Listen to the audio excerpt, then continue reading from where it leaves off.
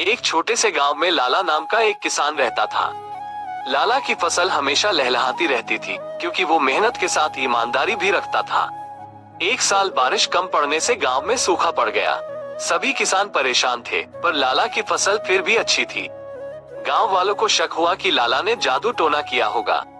एक दिन कुछ ग्रामीण लाला के खेत में जा पहुंचे और पूछने लगे, लाला, बताओ तुम्हारा खेत इस सूखे में भी कैसे हरा भरा है? लाला मुस्कुराया और बोला, भाइयों, कोई जादू टोना नहीं है। मैंने बस ईमानदारी से मेहनत की है।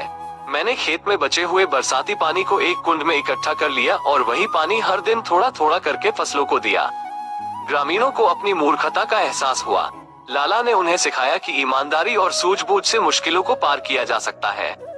इस कहानी से यह सीख मिलती है कि ईमानदारी से किया गया काम कभी बेकार नहीं जाता। मेहनत के साथ सूझबूझ भी जरूरी है। मुश्किलों में अपनी जिम्मेदारी उठाएं, दूसरों पर शक न करें। यही लाला की कहानी का सार है। आप इसे याद रखें और अपनी जिंदगी में अपनाएं। क्या आपको ये कहानी अच्छी लगी? क्या आप चाहते हैं कि मैं आपको ऐसी ही कोई और कहानी सुनाऊं?